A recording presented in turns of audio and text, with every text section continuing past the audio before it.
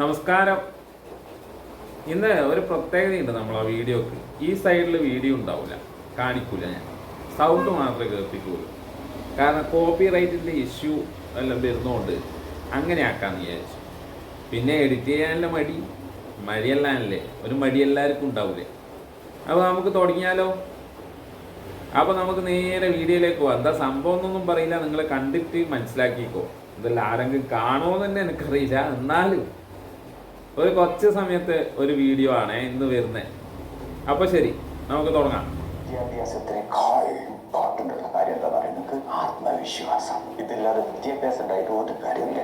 മനുഷ്യന്റെ മനസ്സ് നിമിഷ നേരം മതി മാറും. നിങ്ങൾ കണ്ടില്ലേ ചിലരുടെ ജീവിതം ഒരു ദിവസം മാന്ത്രികമായിട്ട് മാറുന്നു. ആ ഒരു മാന്ത്രികത, മാജിക് നിങ്ങളുടെ ജീവിതത്തിൽ നടക്കണം എന്ന് ആഗ്രഹിക്കുന്നുണ്ടാവും. ഉണ്ടെങ്കിൽ വരിക. നമുക്ക് മോട്ടിവേഷനും ബ്രെയിൻ സ്റ്റോമിങ്ങും ഹെപ്നോസിസും ചേർത്തൊരു പ്രയോഗമുണ്ട്. നിങ്ങൾ കഴിയുമ്പോൾ നിങ്ങൾ ആള് വേറെയാ, പിന്നെ നിങ്ങൾ സെറ്റാ. പിന്നെ എന്താന്ന് വെച്ചാൽ നിങ്ങൾക്ക് നിങ്ങളുടെ ജീവിതത്തിൽ ആഗ്രഹിക്കുന്ന പോലെ നിങ്ങൾക്ക് മുന്നോട്ട് പോകാം. പുതിയ ജോലിക്ക് വേണ്ടിയിട്ട് നിങ്ങൾ ശ്രമിക്കണം, ഇന്റർവ്യൂസിന് പോകണം, പ്രസന്റേഷൻസ് നടത്തണം. നാലാളെ മുന്നിൽ അവരെ ത്രസിപ്പിക്കുന്ന രീതിയിൽ പ്രസംഗം. ഞാൻ GCCയിലും കേരളത്തിലായിട്ട് കുറെ കാലമായി ഈ ട്രെയിനിങ് നടത്താൻ തുടങ്ങിയിട്ട്. ആഗ്രഹിക്കുന്നുണ്ടെങ്കിൽ തീരുമാനിക്കാം. ധൈര്യസമേതം വരാം. ഞങ്ങളൊരു കൊച്ചുകുട്ടിയെ വിദ്യാഭ്യാസം 2025 ജൂലൈ 20 ഞായറാഴ്ച കണ്ണൂരുള്ളവർക്ക് എന്ത് ചെയ്യുക, ഈ ഒരു ക്ലാസ്സിൽ പങ്കെടുക്കുക. നിങ്ങൾ യൂട്യൂബിലെല്ലാം കണ്ടിട്ടുണ്ടാവും. നല്ലൊരു കാര്യമാണ്. നമ്മുടേതായ കുറച്ച് സെൽഫ് കോൺഫിഡൻസ് വളർത്താനും നമ്മുടെ എന്താണോ വ്യാപാര മേഖല, ആ മേഖലയിൽ കുറച്ച് ഉയർന്നു വരാനും നിങ്ങൾക്ക് സാധിക്കും ഇതിലൂടെ. അപ്പം താല്പര്യമുള്ളവരൊന്ന് പങ്കെടുക്കാൻ ശ്രമിക്കുക. മടി കാണിക്കണ്ട, ഇതിനൊന്നും മടി കാണിക്കണ്ട. നമുക്ക് ഉയർന്നു വരാനല്ലേ, നല്ലതാണ്. ഓക്കെ.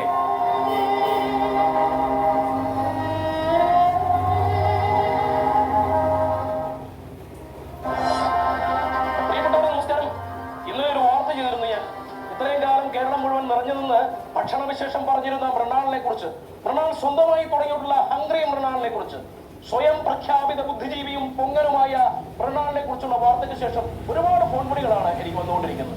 കേരളം അങ്ങോളം ഇങ്ങോളം നിന്ന് ആൾക്കാർ വിളിച്ചിരുന്നു. അതിൽ ഇവന്റെ വിഷം പുരണ്ട നാവ് കാരണം പൂട്ടിപ്പോയ ഹോട്ടലുകാരുണ്ടായിരുന്നു. ഇവന്റെ വാക്കുകളിലെ പൊള്ളത്തരവും കാപട്യവും തിരിച്ചറിഞ്ഞവരുണ്ടായിരുന്നു. മൃണാളിന്റെ ഹംഗ്രി മൃണാളിൽ നിന്നും ഭക്ഷണം കഴിച്ചവരുണ്ടായിരുന്നു. അങ്ങനെ എനിക്ക് വന്ന ഒരു ഫോൺ കോൾ പ്രിയപ്പെട്ട പ്രേക്ഷകർ ഒന്ന് കേൾക്കണം കേട്ടോ. ഞാൻ അത് പണ്ട് പറഞ്ഞ ഒരു 2 കൊല്ലം പോയി.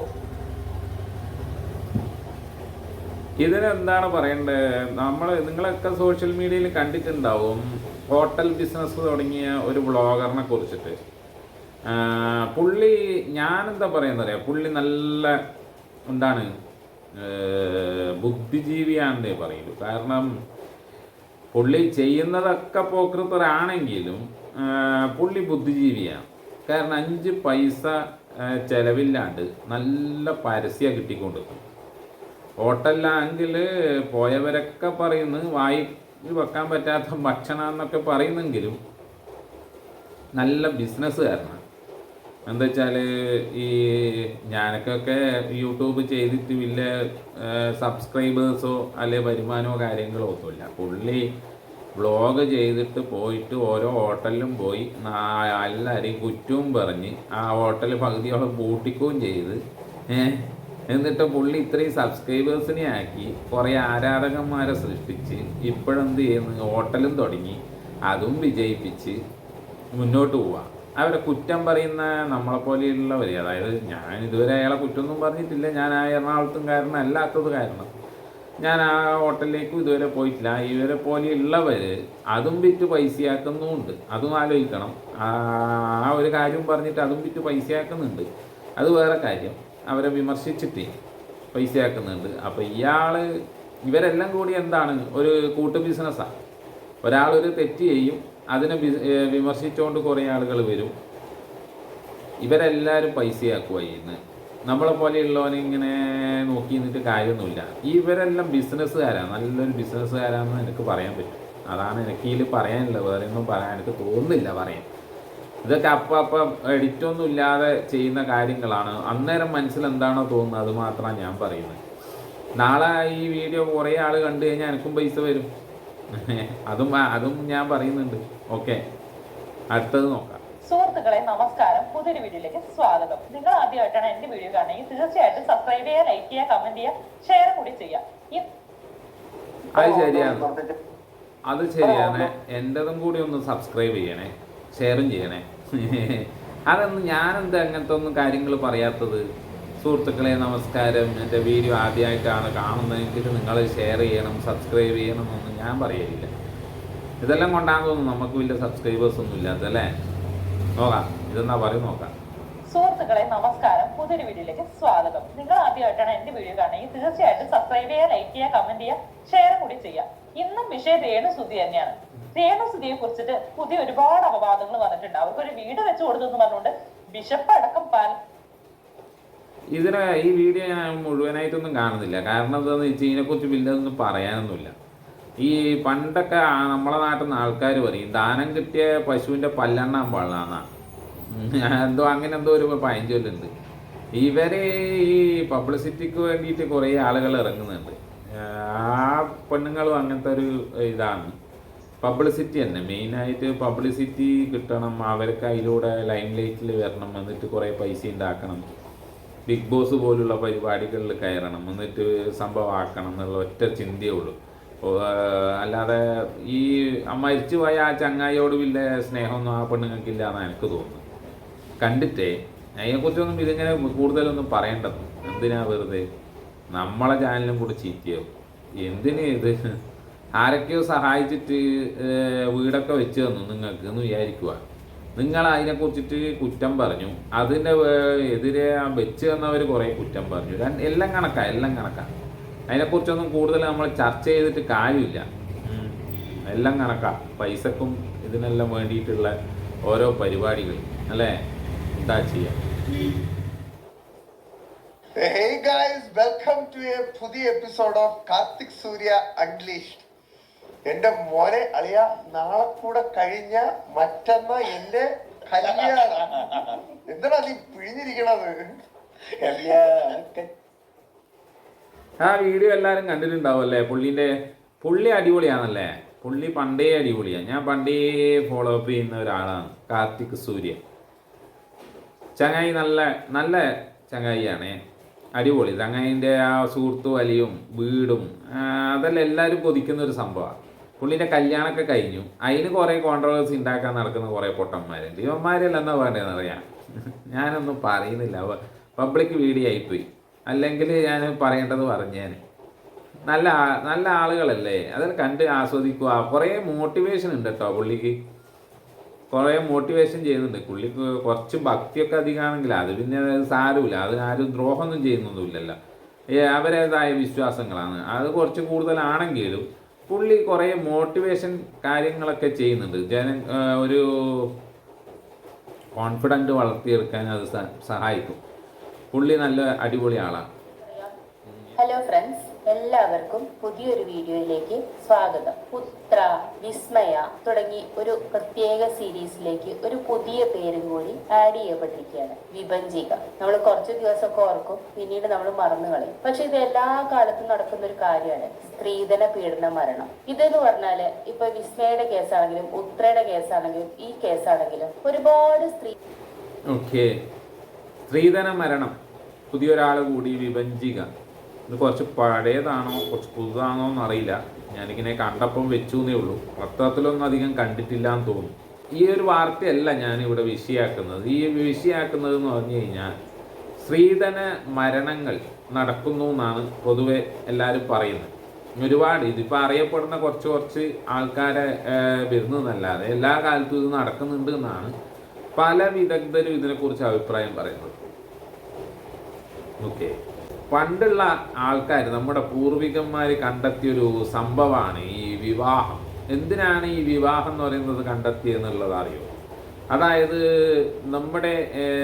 ഒരു സിവിലൈസേഷനായിട്ട് നമ്മൾ കൂട്ടായിട്ട് ജീവിക്കാൻ തുടങ്ങിയ സമയത്ത് ഈ ഒരു സ്ഥലം, സ്വത്ത് വകകൾ, അങ്ങനെയുള്ള കാര്യങ്ങൾ, പണം, ഈ കുടുംബം, ഇങ്ങനെയുള്ള കാര്യങ്ങളെല്ലാം വന്ന സമയത്ത് എന്തായിന്ന് ചോദിച്ചു കഴിഞ്ഞാൽ ഇത് അന്യം നിന്ന് പോകരുത്, കൈവിട്ട് പോകരുത്, വേറൊരാൾക്ക് കൈവിട്ട് പോകരുത്. അതുകൊണ്ട് എന്തായി, കുടുംബത്തിലുള്ള ആൾക്കാരെ ഒരു വിവാഹം, അതായത് ഈ ഒരു സംഭവം ഒരു മൂത്ത ആൾക്കാരാണ്, വരുന്ന മൂത്ത പയ്യനെ പിടിച്ചിട്ട് ഈ ഭൂമിയും കാര്യങ്ങളൊക്കെ ഏൽപ്പിക്കും. അവനെ ഏതെങ്കിലും അമ്മാവൻ്റെ മകളെ കൊണ്ട് കെട്ടിക്കും. ഞാൻ ചുരുക്കി പറയുന്നില്ലല്ലോ, ഡീറ്റെയിൽ ഒന്നും ആക്കുന്നില്ല. അപ്പോൾ കെട്ടിക്കും. അപ്പോൾ എന്തായി, മരുമക്കത്തായ എന്നൊക്കെ അതിന് പറയാം. മക്കൾ തായൊന്നും പണ്ടുണ്ടായിരുന്നില്ല, മരുമക്കത്തായ ഉണ്ടായിരുന്നത്. അപ്പോൾ അമ്മാവൻ എന്ത് ചെയ്യും, മരുമകനെ കൊണ്ട് ഇതിനെ കെട്ടിക്കും. പിന്നെ അതിൻ്റെ മരുമകനെ കൊണ്ട് അതിൻ്റെ മക്കളെ കെട്ടിക്കും. അങ്ങനെ അങ്ങനെ അങ്ങനെ അങ്ങനെ ഈ വെട്ടിപ്പിടിച്ചുണ്ടാക്കിയ സാധനങ്ങളെല്ലാം എന്താണ് അന്യം നിന്ന് പോവുക. അപ്പോൾ ഈ അന്നേരം ഉണ്ടായ ഒരു അത് പറയാൻ വേണ്ടി ഇത് പറഞ്ഞു എന്നേ ഉള്ളൂ. അന്നേരം ഉണ്ടായൊരു സംഭവമാണ്, ഈ അമ്മാവൻ എന്ത് ചെയ്യും, ഈ കെട്ടിക്കുന്ന സമയത്ത് തൻ്റെ ഭൂമി ഏടി പോകാൻ പാടില്ല, അതുകൊണ്ട് അത് മകനെ കൊടുക്കും. ഭൂമി, സ്വത്ത്, കാര്യങ്ങൾ, പശു, ആട്, കോഴി, ഇങ്ങനെയുള്ള സാധനങ്ങളെല്ലാം മരുമകനെ കൊടുക്കും. കൊടുത്തിട്ട് മകളെയും കൊടുക്കും. എന്നെല്ലാം നീ നോക്കിക്കോ എന്ന് പറയാനാണ്, അങ്ങനെ കൊടുക്കും. അപ്പം അങ്ങനെ കൊടുക്കുന്ന ഈ സമ്പ്രദായമാണ് ഈ സ്ത്രീധനായിട്ട് വളർന്നു വന്നത്. അതായത് ഈ കല്യാണം കഴിക്കുന്ന ആണുങ്ങൾക്ക് എന്ത് ചെയ്യണം, പെണ്ണ് വീട്ടുകാരെന്ത് ചെയ്യണം, ഈ സാധനങ്ങൾ കൊടുക്കണം എന്നുള്ള, അത് പൈസ കൊടുക്കണം എന്നുള്ളതും സ്വത്ത് കൊടുക്കണം എന്നുള്ളതും ഒരു സമ്പ്രദായമായിട്ട് വന്നതാണ്. ലാസ്റ്റ് ഈ അമ്മാവൻ്റെ സ്വത്ത് നശിച്ചു പോവാതിരിക്കാൻ വേണ്ടിയിട്ട് മരുമകന് മകളെ കെട്ടിച്ച് കൊടുക്കുന്ന സമയത്ത് മരുമകന് അന്നേരം വലിയ കാര്യമൊന്നും അതിന് വലിയ വിലയൊന്നുമില്ല. ഓനത് നോക്കി നടത്തണം, സ്വത്ത് വളർന്ന് നശിച്ചു പോകാൻ പാടില്ല. അതുകൊണ്ട് ഇത് ഈ മൊത്തം കാര്യങ്ങളും എന്ത് ഇവനെ ഏൽപ്പിക്കും. ഇവനെ ഏൽപ്പിച്ചിട്ടാണ് അമ്മാവന് മകളെയും കൊടുത്തിട്ട് അമ്മാവൻ കാലശേഷം മരിച്ചു പോകുന്നത്. അപ്പോൾ ആ ഒരു സമ്പ്രദായത്തിനെയാണ് ഈ സ്ത്രീധനം എന്നുള്ള പരിപാടിയായിട്ട് പിന്നെ വളർന്നു വന്നത്, വികസിച്ചു വന്നത്. ഇതിപ്പോൾ എന്തായി എന്ന് ചോദിച്ചു കഴിഞ്ഞാൽ, ഈ ഒരു സമ്പ്രദായം എന്തായി എന്ന് ചോദിച്ചു കഴിഞ്ഞാൽ, ഞാനിപ്പം കല്യാണം കഴിക്കാൻ പോകുന്നത്, ഞാൻ കഴിക്കാൻ പോകുന്ന പെണ്ണിനോട് എന്ത് ചോദിക്കും, ഇത് സ്വത്തും പണവും കൊണ്ടാന്ന് പറയും. ചില ആൾ അതിനെക്കൊണ്ട് തൃപ്തിപ്പെടും, ചില ആൾ അതിനെക്കൊണ്ട് തൃപ്തിപ്പെടൂല. കിട്ടിയ കാര്യങ്ങളെല്ലാം ഇതിനിടയിൽ ഒരു സിനിമ വന്നിട്ടുണ്ടായിരുന്നു, പൊന്മ എന്ന് പറഞ്ഞിട്ട്, നിങ്ങളെല്ലാവരും കണ്ടിട്ടുണ്ടാവും വിചാരിക്കുന്നു. അടിപൊളി പടം. അങ്ങനെയുള്ള പടത്തിൽ കൃത്യമായിട്ട് ഇതിനെക്കുറിച്ച് കാര്യങ്ങൾ പറയുന്നുണ്ട്. അതാണ് ഈ ഒരു സംഭവം ഭയങ്കര പ്രശ്നമാണ്. പൈസ വേണിക്കുക, ഈ സ്വത്ത് വേണിക്കുക. ചില ആൾ ഇതിനെക്കൊണ്ട് തൃപ്തിപ്പെടില്ല, ചില ആൾ അതിനെക്കൊണ്ട് കിട്ടിയത്, ചില ആൾ വേണ്ടാന്ന് പറയും, ചില ആൾ കിട്ടിയത് കൊണ്ട് തൃപ്തിപ്പെടും. ഇത് വാങ്ങുന്നതും ഇതൊക്കെ കുറ്റാണ്. പക്ഷെ എന്താണ്, ഈ വീട്ടിലുള്ള പെണ്ണുങ്ങളാണ് മെയിനായിട്ട്. ഈ പെണ്ണുങ്ങൾക്കാണ് ഇത് വേണമെന്നുള്ള നിർബന്ധം. ഈ സ്വർണം, പണം ഇതൊക്കെ കണ്ടിട്ട് ഇത് വേണമെന്നുള്ള നിർബന്ധം വരുന്നത് പെണ്ണുങ്ങൾക്കാണ്. ചിലപ്പോൾ ആ മകന്, അതായത് കെട്ടാൻ പോകുന്ന ചെക്കന് ഇതൊന്നും വേണമെന്നുണ്ടാവില്ല. പെണ്ണിനെ കിട്ടിയാൽ സുഖസുന്ദരമായി പോറ്റാൻ, ഓന് സ്വന്തമായിട്ട് ജോലി ഉണ്ടാവും, കാര്യങ്ങളുണ്ടാവും, ഓൻ പോറ്റാന്നെല്ലാം വിചാരിക്കും. പക്ഷേ ആ വീട്ടിലുള്ള പെണ്ണുങ്ങൾ സമ്മതിക്കില്ലടേ. ഈ പെണ്ണുങ്ങൾക്ക് തന്നെയാണ് ഈ പ്രശ്നം. ഇതെല്ലാം വാങ്ങണം എന്നുള്ള പ്രശ്നം വരുന്നത് പെണ്ണുങ്ങൾക്കാണ്. മെയിനായിട്ട് ഞാൻ പറയുന്നത് ഈ പെണ്ണുങ്ങൾക്കാണ് പ്രശ്നം. അത് കഴിഞ്ഞിട്ടോ ഇത് കിട്ടിയത് പോരാന്ന് പറഞ്ഞിട്ടും കുഴപ്പമുണ്ടാക്കുന്ന പെണ്ണുങ്ങൾ തന്നെയാണ്. ഈ പെണ്ണുങ്ങൾ തന്നെയാണ് പെണ്ണുങ്ങളെ ശത്രു. അതാദ്യം മനസ്സിലാക്കുക. നിങ്ങൾ എന്നെ ഇരുന്ന് ചിന്തിക്കുക. എന്നെ വന്നിട്ട് ചീത്ത പറയാൻ നിൽക്കണ്ട ഒരു പെണ്ണുങ്ങളും. ഈ പെണ്ണുങ്ങളാണ് പെണ്ണുങ്ങളെ ശത്രു, പെണ്ണുങ്ങളാണ് പെണ്ണുങ്ങളെ മിത്രം. ആണുങ്ങൾ ഒരിക്കലും കുഴപ്പക്കാരല്ല, പണ്ട് മുതലേ അല്ല. ആണുങ്ങളല്ല, ചില 1-2 സാധനങ്ങൾ ഉണ്ടാവുന്നല്ലാതെ വലിയ കാര്യമായിട്ടൊന്നും ആണുങ്ങൾ ദുഷ്പ്രവൃത്തി ചെയ്യുന്നില്ല. പെണ്ണുങ്ങൾ തന്നെയാണ് പെണ്ണുങ്ങളെ ശത്രു. അപ്പം നിങ്ങൾ ആദ്യം ശ്രദ്ധിക്കേണ്ടത്, ഇതിനൊരു സംഭവം ഉണ്ടാക്കാൻ പറ്റുമോ എന്ന് പറഞ്ഞു കഴിഞ്ഞാൽ എന്ത് ചെയ്യണം എന്ന് വിചാരിച്ചു കഴിഞ്ഞാൽ, ഈ സ്ത്രീധനം ഒഴിവാക്കിയോണ്ടോ അത് നിയമപരമായി കുറ്റാക്കിയോണ്ടോ ഒന്നുമല്ല. അവരവർ ഇഷ്ടപ്പെട്ട ആളെ കല്യാണം കഴിക്കട്ടെ, അല്ലെ കല്യാണം കഴിക്കുന്നില്ലേ അത് പ്രശ്നമില്ല, അവരൊരുമിച്ച് ജീവിക്കട്ടെ. അവർക്ക് മടുക്കുമ്പോൾ അവർ ഒഴിഞ്ഞ് പോയിക്കോളുന്നേ. എന്തിന് വെറുതെ നമ്മളിത് ഒരു കെട്ടി ഒരു ബന്ധനത്തിൽ വെച്ചിട്ട് ഇത് ലാസ്റ്റ് എന്താവും, അന്നേരം കല്യാണം കഴിയുമ്പോഴേക്കും കുറേ സാഹചര്യങ്ങൾ മാറുക, ജീവിത സാഹചര്യങ്ങൾ മാറും. അപ്പോഴാണ് മനസ്സിലാവുക ഇവൻ പണ്ടത്തെ ആളെന്നല്ല, അല്ലെ ഇവൾ പണ്ടത്തെ ആളെന്നല്ല, ഇവളൊപ്പരം അല്ലെ ഇവൻ്റെ ഒപ്പരം ജീവിക്കാൻ പറ്റണമെന്നൊന്നുമില്ല, അതുകൊണ്ട് നമുക്ക് ഒഴിഞ്ഞു പോകാനുള്ള. അന്നേരമായിരിക്കും ഈ ഡിവോഴ്സിൻ്റെ പ്രശ്നം, മറ്റേത് ആ പറിച്ചത് എല്ലാം ആയിട്ട് കുറേ പ്രശ്നങ്ങൾ വരുന്നു. അതുകൊണ്ട് ഇതൊന്നും വേണ്ടെന്നേ, ഒഴിവാക്ക്. അപ്പോൾ ഇതൊക്കെയാണ് ഇന്നത്തെ കാര്യങ്ങൾ. അപ്പോൾ കുറച്ച് കാര്യങ്ങൾ നമ്മൾ നോക്കി. ഇനി മുതൽ ഇങ്ങനെ വീഡിയോ ചെയ്യാൻ തോന്നും അല്ലേ, ഇതാണ് രസം. മറ്റേത് വീഡിയോ ഇങ്ങനെ സൈഡിലെല്ലാം കാണിച്ച് അത് നോക്കി അതിനെക്കുറിച്ച് വിവരിച്ച് അതൊന്നും വേണ്ട. ഇങ്ങനെ ചെയ്യാം, അതായിരിക്കും നല്ല രസം. ആരും കാണൂല, കോപ്പി റൈറ്റും ഉണ്ടാവില്ല, ശബ്ദം മാത്രമല്ലേ ഉള്ളൂ. ഓക്കെ, അപ്പം മറ്റൊരു വീഡിയോയിൽ വീണ്ടും കാണാം. നന്ദി, നമസ്കാരം. നിങ്ങളുടെ അഭിപ്രായങ്ങളെല്ലാം ഒന്ന് രേഖപ്പെടുത്തണേ. കമൻ്റൊന്നും വരുന്നില്ലടേ. ഞാനിങ്ങനെ ചെയ്യുന്നുണ്ട് കുറേ കാര്യങ്ങൾ, കാട്ടിലും വീട്ടിലെല്ലാം പോയിട്ട് കുറേ വീഡിയോ എടുത്തിട്ടൊന്നും ആരും ഒരു കമൻ്റ് ഇട്ടിട്ടില്ല. ഒന്ന് കമൻ്റെല്ലാം ചെയ്യ്, എന്താണെന്നുള്ള അറിയട്ടെ, നമ്മളും കൂടി അറിയട്ടെ അല്ലേ. ഓക്കെ, പിന്നെ കാണാം.